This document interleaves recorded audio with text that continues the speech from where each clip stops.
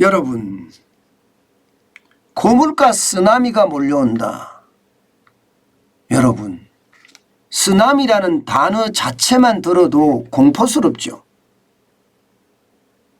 아마도 여러분들 일본에서 후쿠시마 원전을 폭발시킨 그 지진 후에 쓰나미가 일본을 덮치는 거 한번 보셨을 거예요.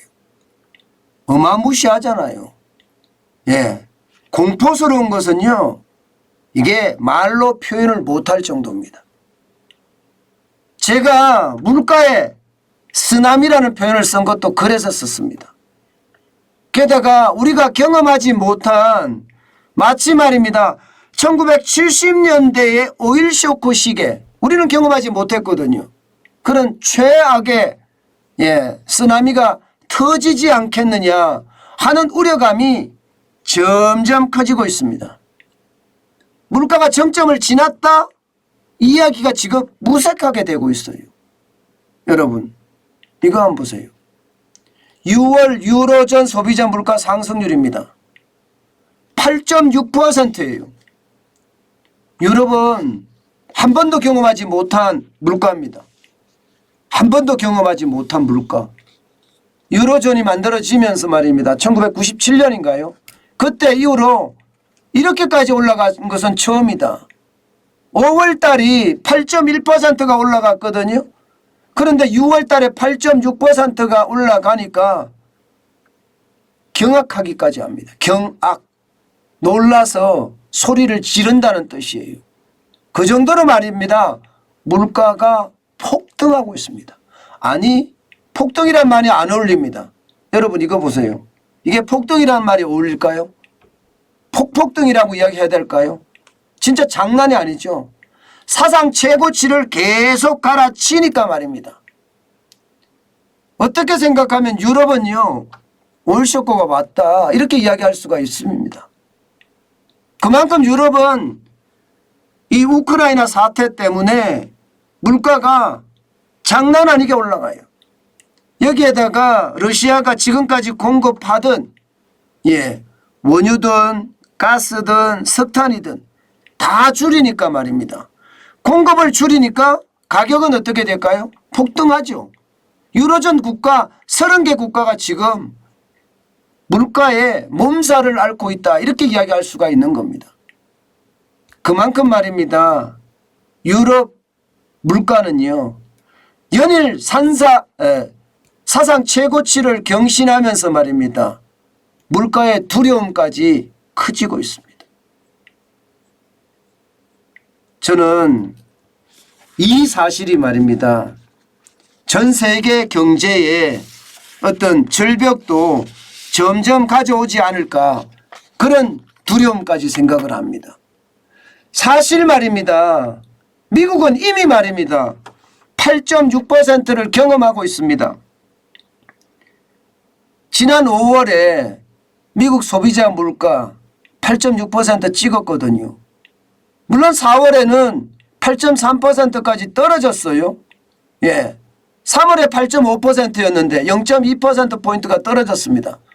그래서 정점을 지났다 난리를 쳤지만 결국 5월에 8.6%가 올라가니까 그때부터 이제 두려움이 더 커진 거예요. 두려움이 더 커진 거예요. 그러니 이게 진짜 앞으로도 더 올라갈 수 있다 이런 얘기까지 나오니까 더 충격을 주는 거죠. 우리도 마찬가지입니다. 우리도 지금 이대로 가면 말입니다. 5월에 5.4%였었는데 6월, 7월, 8월에는 6% 이상 간다는 이야기가 그냥 쉽게 나오고 있습니다.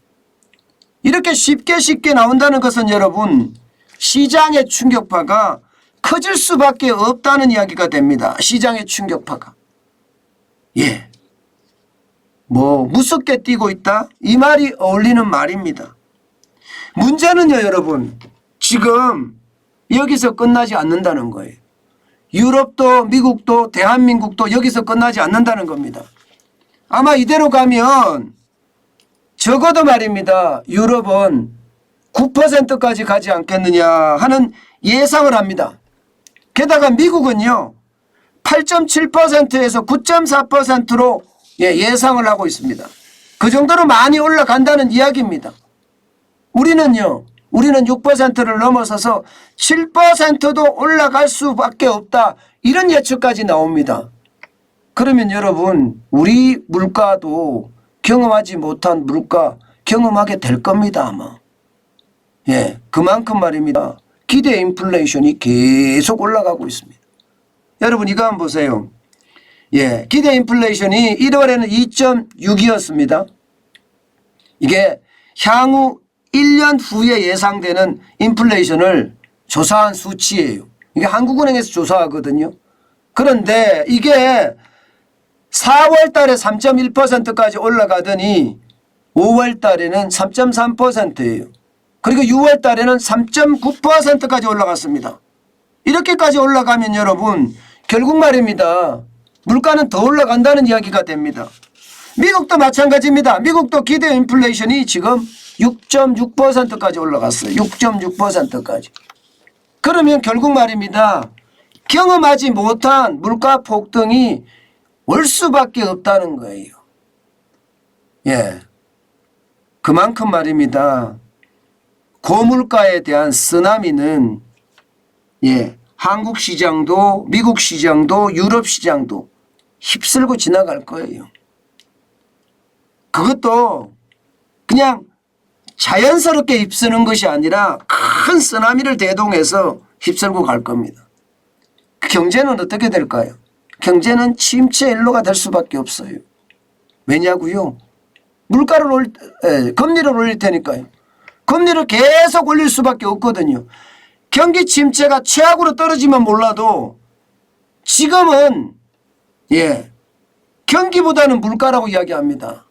여러분도 알다시피 일자리가 부족하면 일자리가 없는 사람들에게 불만을 살 수 있지만 물가가 올라가는 것은요. 전 국민의 어떤 고통을 가중시킬 수 있습니다. 그렇기 때문에 물가 잡는 게 그 무엇보다 급선무입니다. 그래서 금리를 올릴 수밖에 없는 그런 처지에 내몰릴 거예요. 그거는 각국이 공이 마찬가지입니다. 결국 말입니다. 이제는 저물가 시대에 꿈에서나 있을 법하고요. 앞으로는 고물가 시대가 계속되고요. 여기에 고금리까지도 뒤따라지는 그야말로 최악의 상황이 당분간은 갈 겁니다. 당분간 얼마나 갈까요? 일반적으로 이야기할 때는요. 추경호 경제부총리도 복합위기가 상당 기간 간다고 그랬습니다.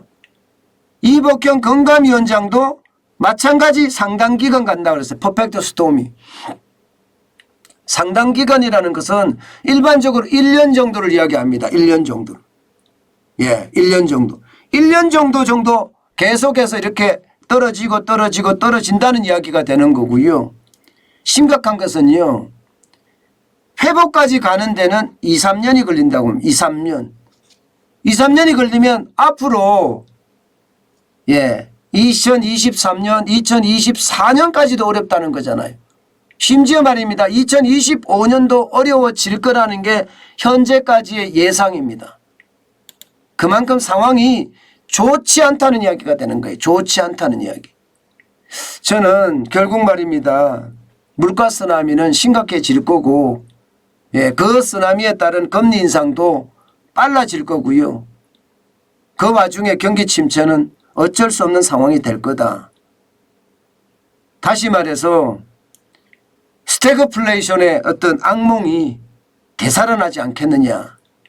저성장 고물가 말입니다. 저는 그렇게 예측을 하고 있습니다. 참 답답한 현실이죠.